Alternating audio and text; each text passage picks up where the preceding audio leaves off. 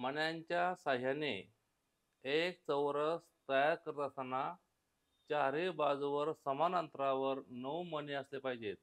तर एकूण मणी किती लागतील? 36, 32, 33, 34. पहा, असा हा चौरस आहे. त्यांचं म्हणणे की याच्या प्रत्येक बाजूवर 9-9 असले पाहिजेत. इथं पण 9, इथं पण 9 हां. आपण काय करू आधी, येथे 4 कोपऱ्यावर 4 मणी देऊन टाकू. आता हे जे 4 मणी आहेत ना, ते याला पण लागू होणार, याला पण लागू होणार, याला पण चौघांना पण लागू होणार.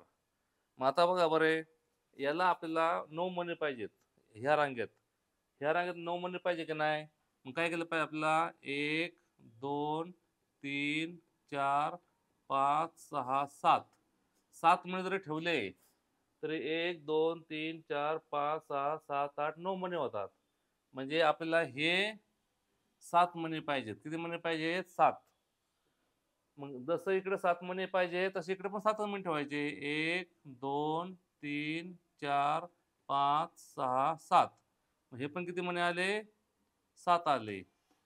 तसेच हे पण 7 मणी. 1, 2, 3, 4, 5, 6, 7. हे पण 7 मणी. आणि हे 1, 2, 3, 4, 5, 6, 7. म्हणजे हे पण 7 मणी. असे सगळे 7-7 मणी बनवायचे. इकडे 7, इथे 7, 7 आणि 7. 7 चोक 28 आणि हे कोपऱ्यावर 4.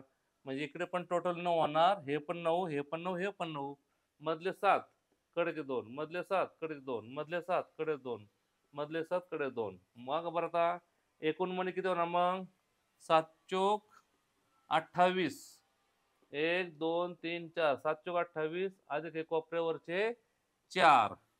मग एकूण 32 मणी होणार. किती होणार? 32.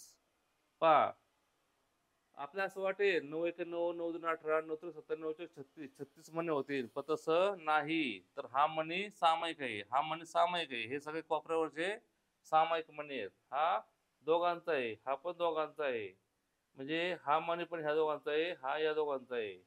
म्हणजे अशा प्रकारे एकूण 7 चोक 28 आणि 4 एकूण 32 मणी पाहिजे. किती पाहिजे मणी? 32. म्हणजे बरोबर इकडे 9, इकडे 9, इकडे 9, इकडे 9 असे मणी होणार आहेत. एकूण 32 मणी पाहिजे असले तर बरोबर ते त्याचा तो चौरस मण्याने तयार होणार.